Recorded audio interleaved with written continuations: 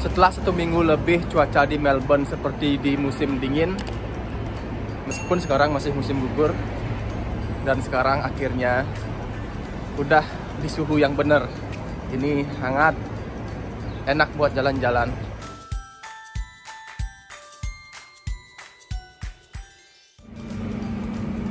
Walaupun cuacanya bagus buat jalan-jalan, tapi aku kerja.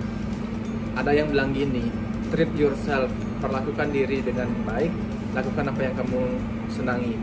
Dan ini yang aku senangi, maka orang sering bilang aku ini workaholic, penggila kerja.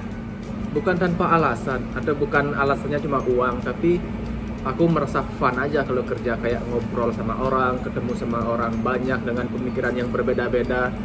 Jadi seru gitu. Ngomong-ngomong soal kerja, dulu waktu di Bali kan aku pernah kerja nih di hotel. Aku punya suatu pertanyaan dalam kepalaku, kenapa ya general manager di hotel itu kebanyakan orang dari luar negeri? Tapi sebelum lebih lanjut, aku mau garis bawahi dulu, setiap orang dari negara manapun, di negara apapun itu berhak menjabat sebagai apapun. Ini cuman mau share tentang gimana mengikuti langkahnya biar jadi motivasi. Aku paham betul kalau hal seperti ini bakal dianggap nggak keren oleh tren-tren yang sekarang bilang memiliki bisnis sendiri walaupun kecil lebih keren daripada bekerja untuk orang. Anggaplah ini teori halusinasiku, tapi ini opiniku. Kenapa manajer-manajer di hotel di Bali kebanyakan dari luar negeri? At least itu yang aku lihat, dan aku nggak bicara data. Dulu aku mikirnya mungkin karena bahasa Inggris adalah bahasa pertamanya dia, dan mungkin aja iya. Tapi setelah aku berada di Melbourne, aku melihat beberapa hal. Aku punya temuan baru, yang salah satunya adalah pendidikan. Karena pandemi, kan partnerku kuliahnya dari rumah nih, online. Aku sering mendengar gimana dia belajar, gimana gurunya, dan lain sebagainya. Dan aku udah pernah juga mengenyam pendidikan tinggi, jadi bisa melakukan sedikit komparasi. Bukan untuk hal negatif, tapi untuk hal positif ke depannya. Hal pertama yang aku lihat cukup keren, mungkin ini cukup rumit ya. Setiap mata kuliah yang didapatkan partnerku, gurunya itu berasal dari background di bidang tersebut. Misalkan dapat kuliah marketing, gurunya ini mantan orang marketing di profesionalnya, seperti itu. Bukan orang yang baru tamat kemudian ujung-ujung jadi guru, seperti itu, bukan.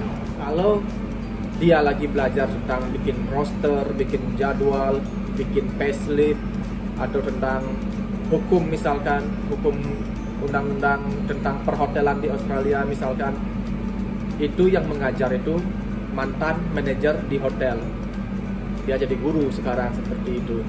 Kalau belajar tentang hukum, gurunya itu mantan orang hukum. Mungkin dengan diajari oleh orang-orang yang bertahun-tahun profesional di bidangnya itu, murid-muridnya ini memiliki nalar atau common sense yang lebih realistis. Aku contohin gini deh, ketika aku di kelas, seorang guru mengajari seperti ini, jangan bilang sir nanti ya di hotel untuk tamu-tamu, karena itu merendahkan martabat kita. Nah, ujung-ujung sampai di hotel, aku menerapkan pemikiran itu. Senior bilang itu aku seperti teroris. Nah, itu contoh kecilnya. Yang kedua mungkin dari mata pelajaran. Aku belajar jurusan yang sama dulu sebelum ke sini, dan partnerku sekarang menempuh pendidikan hospitality juga di Melbourne. Satu perbedaan yang aku lihat itu dari mata pelajaran.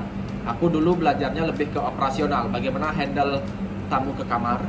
Kalau partnerku belajarnya lebih ke manajerial, bagaimana merekrut karyawan, bagaimana mengikuti undang-undang Australia untuk memberi gaji ke karyawan, bagaimana membuat roster, dan lain-lainnya yang lebih ke manajerial gitu, mata pelajarannya dia.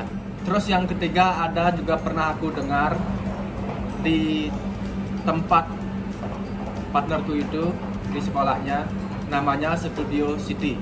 Jadi Studio City ini yang nanti akan mengecek tugas kita sebelum dikumpul ke dosen mata pelajaran tertentu. Dan hal yang paling sering dicek itu adalah plagiarism persentase. Yang terakhir adalah organisasi. Aku belum pernah lihat partnerku di sini di kampusnya ada organisasi yang dia ikuti. Entah emang nggak ada di kampusnya atau gimana, kurang tahu. Yang jelas idealnya kata orang kan ikut organisasi itu bisa meningkatkan manajemen skill. Tapi bukankah lebih bagus kalau biarkan student itu bekerja di dunia real? Di sini kan visa student boleh bekerja 20 jam seminggu. Itu mungkin bisa juga meningkatkan manajemen skillnya nanti kalau udah bekerja di dunia yang lebih real lagi, yaitu di dunia kerja. In the end, jangan marah ketika dibandingkan, buatlah motivasi untuk improvisasi sehingga kita bisa menjadi generasi 2050 lebih cepat. Sampai jumpa di Melbourne.